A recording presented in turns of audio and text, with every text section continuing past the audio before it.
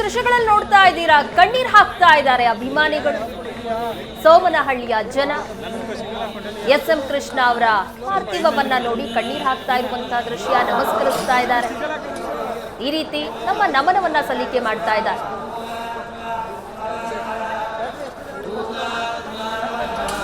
SM. Krishna ಅವರು ಎಲ್ರಿಗೂ ಸಹ ಎಷ್ಟು ಹತ್ತಿರವಾಗಿದ್ರು ಅನ್ನೋದಕ್ಕೆ ಈ ದೃಶ್ಯಗಳೇ ಸಾಕ್ಷಿ ಆಗ್ತಾ ಇರೋದು. ಅವ್ರು ನೀಡಿರುವಂತಹ ಕೊಡುಗೆಗಳನ್ನ ಪ್ರತಿಯೊಬ್ಬರು ಸಹ ನೆನಪು ಮಾಡ್ಕೊಳ್ತಾ ಇದ್ದಾರೆ.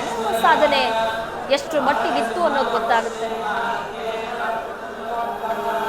ಒಂದು ದಾರಿ ಮಾಡಿದ್ದಾರೆ ಮಾರ್ಗವನ್ನ, ಮತ್ತೆ ವಿಐಪಿಗಳು ಒಂದು ಮಾರ್ಗದಲ್ಲಿ ಬಂದು ದರ್ಶನವನ್ನ ಪಡೆಯುವುದಕ್ಕೆ ಅವಕಾಶ ಮಾಡಿಕೊಡ್ಲಾಗಿದೆ. ಮತ್ತೊಂದು ಕಡೆ ಅಂತ್ಯ ಸಂಸ್ಕಾರ ನಡೆಯುವಂತಹ ಸ್ಥಳದ ದೃಶ್ಯಗಳನ್ನ ನೋಡ್ತಾ ಇದ್ದೀರಾ. ಅಲ್ಲೂ ಸಹ ಎಲ್ಲ ಸಿದ್ಧತೆಗಳನ್ನ ಸಹ ಮಾಡಿಕೊಳ್ಳಲಾಗಿದೆ. ವೈದಿಕರ ತಂಡ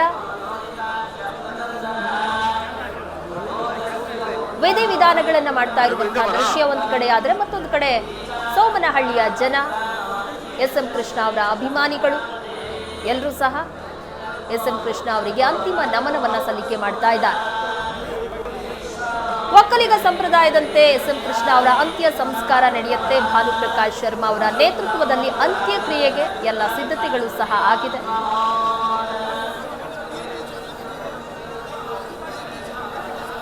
ಬೆಳಗ್ಗೆಯಿಂದಲೂ ಸಹ ಸಿದ್ಧತೆಗಳಾಗ್ತಾ ಇದೆ.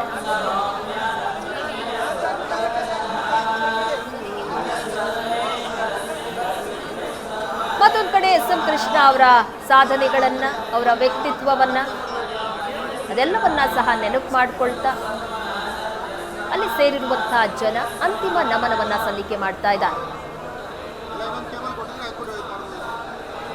ಹೆಚ್ಚಿನ ಸಂಖ್ಯೆಯಲ್ಲಿ ಜನ ಇರುವುದನ್ನು ನೋಡ್ತಾ ಇದ್ದೀರಾ. 3 ಗಂಟೆವರೆಗೂ ಸಹ ಅಂತಿಮ ದರ್ಶನಕ್ಕೆ ಅವಕಾಶ ಇರುತ್ತೆ ಅಂತ ಹೇಳಿದ್ರು. ಆದ್ರೆ ಜನರ ಸಂಖ್ಯೆ ಜಾಸ್ತಿನೇ ಇದೆ. ಹೀಗಾಗಿ ತಡ ಆಗುವಂತಹ ಸಾಧ್ಯತೆ ಸಹ ಇದೆ.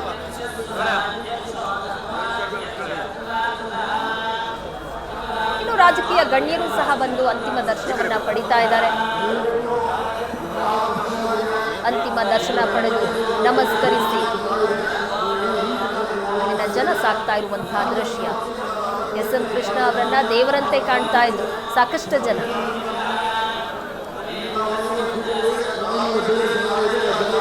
ಕಾಫಿ ಡೇಯ ಸಿಬ್ಬಂದಿಗಳು ಸಹ ಹೇಳ್ತಾ ಇದ್ರು ಎಸ್.ಎಂ. ಕೃಷ್ಣ ಅವರು ಯಾವ ರೀತಿಯಾಗಿ ನಮ್ಮನ್ನ ನಡೆಸ್ಕೊಳ್ತಾ ಇದ್ರು ಅಂತ.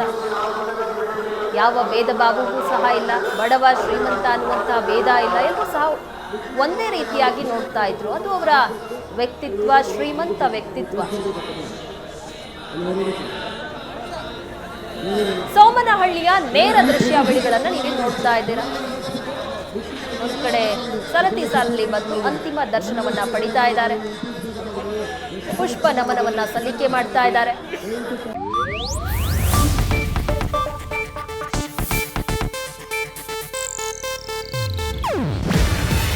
ಇದು ಏಷ್ಯಾನೆಟ್ ನ್ಯೂಸ್ ನೆಟ್ವರ್ಕ್ ಪ್ರಸ್ತುತಿ.